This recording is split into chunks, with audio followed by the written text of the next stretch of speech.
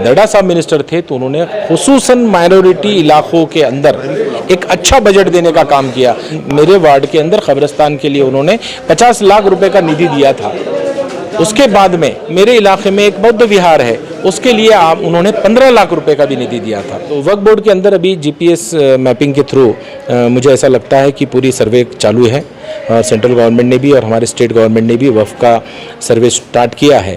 और पीछे एक मीटिंग भी हुई यहाँ औरंगाबाद में, फौजिया खान, एमएम शेख साहब और काफ़ी लोग, हमारे डॉक्टर वजाहत मिर्ज़ा, ये तमाम लोग उसके मेंबर हैं। उन लोगों ने एक डिसीजन ये लिया, आने वाले वक्त में आपको ज़रूर वक्फ बोर्ड के ऊपर जितने भी इंक्रोचमेंट्स हैं वो तमाम उठे हुए नज़र आएंगे। एजुकेशन के साथ में भी हम लोगों को नौकरियों में भी रिजर्वेशन होना चाहिए। तो हम लोग आने वाले वक्त में ज़रूर हम जाएंगे और रिजर्वेशन जो 5% का है एजुकेशन के साथ में नौकरियों में भी होना चाहिए, इसके लिए हम वहाँ डिमांड करने वाले हैं। और मुझे ऐसा लगता है कि जल्दी ये चीज़ हो जाएगी। मुसलमान जो कौम है ये दलित समाज से भी पिछड़ा वर्ग है, क्योंकि बीजेपी की गवर्नमेंट 5 साल थी, इन लोगों ने सब चीज़ें ख़त्म कर दी थी। लेकिन हमारी अभी जो महाविकास आघाड़ी है ये ज़रूर अक़लियतों के लिए न्याय देने का काम करेगी और मौलाना आज़ाद आर्थिक विकास महामंडल को एक अच्छा बजट देने का काम करेगी। आप देख रहे हैं एसडीएम न्यूज़, मैं हूं रज़ अंसारी। आज हम सूबेदारी गेस्ट हाउस में हैं और तमाम दर्शकों को बता दें कि ऐतिहासिक तारीखी शहर औरंगाबाद में और यहाँ की एक तारीखी शख्सियत हम कह सकते हैं डॉक्टर जफर साहब, इनको कांग्रेस पार्टी ने महासचिव के पद पर नियुक्त किया है।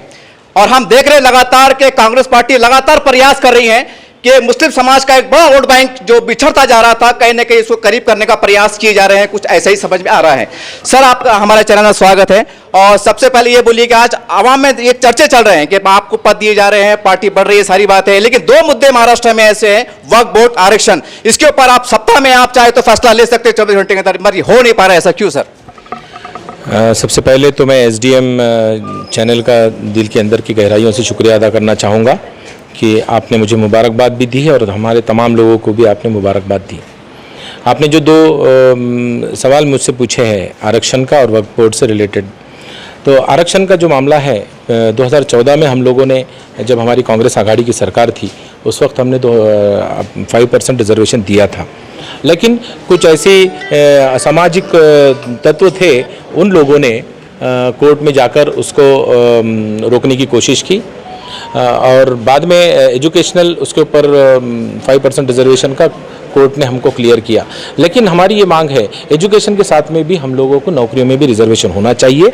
तो हम लोग आने वाले वक्त में ज़रूर जल्द ही, मैं तो बोलूँगा, क्योंकि नाना पटोले साहब है और बाकी हमारे जितने भी मंत्रीगण हैं, अशोक चौहान साहब है, अमित भैया देशमुख, बाला साहब थुरात हैं, ये तमाम लोगों के साथ हम लोग मिलकर, हमारे यहाँ का जो लोकल नेतृत्व है, ये तमाम लोग हम जाएंगे और रिजर्वेशन जो 5% का है एजुकेशन के साथ में नौकरियों में भी होना चाहिए, इसके लिए हम वहाँ डिमांड करने वाले हैं। और मुझे ऐसा लगता है कि जल्दी ये चीज़ हो जाएगी। और रही बात आपने वक्फ बोर्ड के ताल्लुक से जो बात की है, तो वक्फ बोर्ड के अंदर अभी जीपीएस मैपिंग के थ्रू मुझे ऐसा लगता है कि पूरी सर्वे चालू है। सेंट्रल गवर्नमेंट ने भी और हमारे स्टेट गवर्नमेंट ने भी वक्फ का सर्वे स्टार्ट किया है। और पीछे एक मीटिंग भी हुई यहाँ औरंगाबाद में, फौजिया खान, एमएम शेख साहब और काफ़ी लोग, हमारे डॉक्टर वजाहत मिर्ज़ा, ये तमाम लोग उसके मेंबर हैं। उन लोगों ने एक डिसीजन ये लिया कि जितने भी इंक्रोचमेंट्स हैं, जो भी इंक्रोचर्स बैठे हैं, उन तमाम लोगों को फोर्सफुल तरीके से निकाल देने का उन्होंने एक अच्छा डिसीजन लिया। और मुझे ऐसा लगता है कहीं वो स्टार्ट हो चुका है और आने वाले वक्त में आपको ज़रूर वक्फ बोर्ड के ऊपर जितने भी इंक्रोचमेंट्स हैं वो तमाम उठे हुए नज़र आएंगे। और वक्फ बोर्ड एक अपनी ख़ुद के बलबूते पे एक बड़ा एक ऐसा माइनॉरिटी के लिए हेल्प करने वाला ऑर्गेनाइजेशन या डिपार्टमेंट नज़र आएगा आपको। सर, हम देखते हैं महाराष्ट्र में ऐसे कई विकास मंडल है जिनको सरकार ने पैसा दे दिया है, लाखों करोड़ रुपए दिया है। खाली मौलाना आज़ाद फाइनेंस कॉर्पोरेशन एक ऐसा मंडल है जहां पर आपने तालीम के नाम पे दिया है लेकिन धंधे व्यापार के नहीं दिया है, तो इसको क्या समझा जाए? साहब, पेट पे रोटी रहेंगे तो पढ़ेंगे भी ना। नहीं, सबसे पहले तो सच्चर कमेटी होने दो। मुजीबुर रहमान का जो समिति थी हमारी स्टेट गवर्नमेंट ने बनाई थी और सेंट्रल गवर्नमेंट की सच्चर समिति थी, इन लोगों ने ये दिखाया है कि मुसलमान जो है जो कौम है ये दलित समाज से भी पिछड़ा वर्ग है एजुकेशन में और उसके बाद में आर्थिक दृष्टिया। तो आज एजुकेशन हमारा सबसे इम्पॉर्टेंट है। तो मुझे ऐसा लगता है कि एजुकेशन के लिए मौलाना आज़ाद महामंडल की तरफ से आज भी उन तमाम बच्चों को लोन दिया जा रहा है जो उसकी वजह से काफ़ी बच्चे आज एजुकेशन भी ले रहे हैं और कुछ लोग अब्रॉड भी जा रहे हैं एजुकेशन के लिए। तो ये सिर्फ और सिर्फ मौलाना आज़ाद महामंडल था करके माइनॉरिटी के खुसूसन मुसलमान बच्चे पढ़ रहे हैं। रही बात अभी जो उसकी योजनाएं का है, तो अब ज़रूर अभी मंडल गठित हो जाएगा और उसके अंदर आप लोगों को जो मुद्दत कर्ज योजना है या जो भी और स्मॉल बिजनेसेस करने के लिए जो भी स्कीम्स है वो आपको नज़र आ जाएंगी। क्योंकि बीजेपी की गवर्नमेंट 5 साल थी, इन लोगों ने सब चीज़ें ख़त्म कर दी थी, लेकिन हमारी अभी जो महाविकास आघाड़ी है ये ज़रूर अक़लियतों के लिए न्याय देने का काम करेगी और मौलाना आज़ाद आर्थिक विकास महामंडल को एक अच्छा बजट देने का काम करेगी। और हम लोग नाना पटोले साहब हो गए, ये तमाम जितने भी हमारे मिनिस्टर्स हैं, इन लोगों के साथ मिलकर वो काम करने की पूरी कोशिश करने वाले हैं। सर, हमने देखा है कि जब दरदार साहब मिनिस्टर थे और यही टीम थी, ये सच्चाई है, तो जब आपने उनकी नीति से कई फंड से काम कराया आपने ग्रीन बेल्ट के अंदर खासकर, और आज हम देखते हैं ज़्यादातर ग्रीन बेल्ट भाग एकदम कचरा हो गया है, रास्ते खराब है, लाइट खराब है, सारी बातें हैं।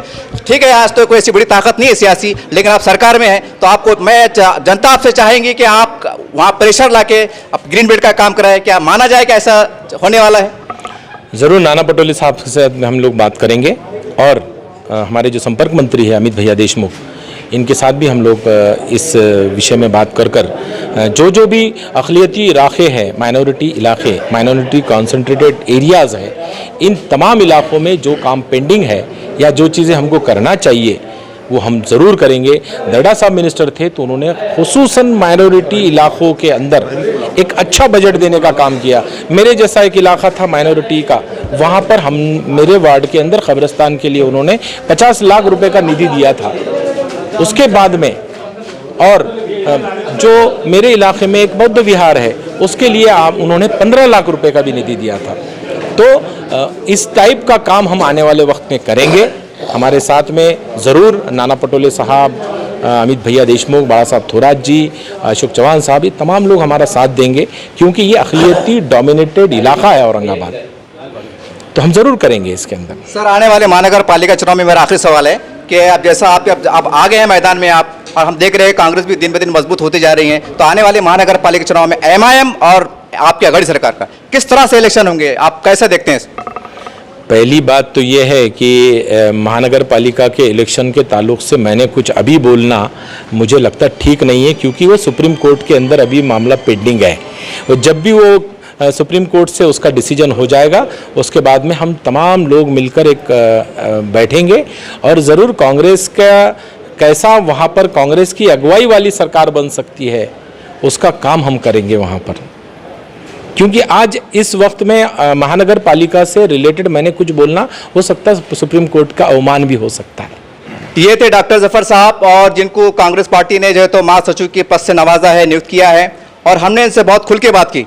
और जो जनता के मन में चल रहा है कि ठीक है नियुक्तियां हो रही है, पद बट रहे, सारी बातें सही हैं, लेकिन ये भी कड़वा सच है कि आप सरकार में हैं और सरकार अब में आप मुख्यमंत्री हैं आपके, तो आपके लिए कोई डिसीजन लेना कोई बहुत बड़ी बात नहीं होती है। लेकिन डॉक्टर साहब ने कहा है कि हमने माजी में इससे पहले बताया है कि जब हम सत्ता में थे हमने बहुत कुछ किया था, तो उम्मीद की जा सकती है कि आप साहब के 2 बार आने के बाद एक नए रणनीति के साथ, एक नए सुझाव के साथ औरंगाबाद का विकास होगा और खासकर जो ग्रिड बेल्ट है उसका विकास होगा। नहीं तो आने वाले समय में जनता भी खूब दिख रही है कि राजनीति किसे कहते हैं।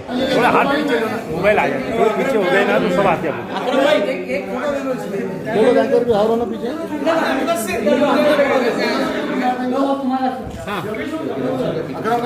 अकरम भाई, भैया आओ, अकरम भाई चलो आ जाओ, मोइन आ जाओ, अदर में हमें चलो ना सुनो, आप एक काम करो, मोइन आ जाओ इधर, कोई बड़ा आओ इधर, एक गुरु फुट लेंगे आओ, किसी कोई बात ना हेलो आएंगे, अरे आओ भाई, सब आओ ना, हम आ जाएंगे फिर तुमने आ जाना ना। अखिल तो इधर आ अखिल पाटिल का इधर अरे इधर आओ उधर चल इरफान आ जाओ पेना दे रहा मैं इरफान पूरे पढ़े लिखे मुसलमानों जो होगा वो हाड़ी आपके जाओ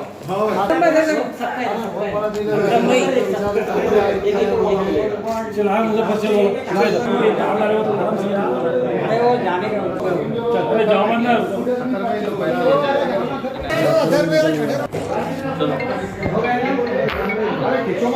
वीडियो चालू है जल्दी लोग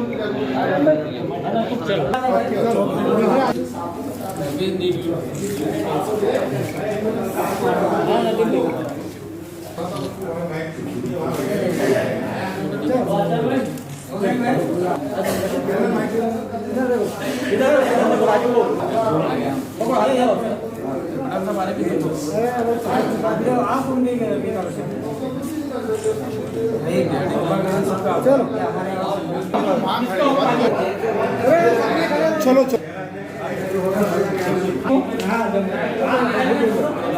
पुराना एनएसयूआई का साथी है तुम्हारा और साजिद भाई जाओ जाओ चलो आओ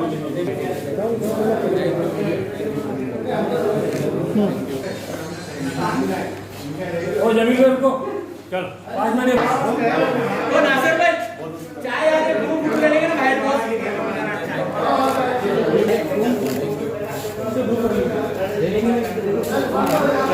राहुल गांधी जिंदाबाद पक्षात्र विजय हो पक्षात्र विजय हो सोनिया गांधी जिंदाबाद राहुल गांधी जिंदाबाद डॉक्टर जफर साहब तुम आगे बढ़ो हम तुम्हारे साथ हैं डॉक्टर जफर साहब तुम आगे बढ़ो हम तुम्हारे साथ हैं सब आगे बढ़ो नाना को बोल अनीस नाना बकौला तुम आगे बढ़ो हम तुम्हारे साथ नाना बकौला तुम आगे बढ़ो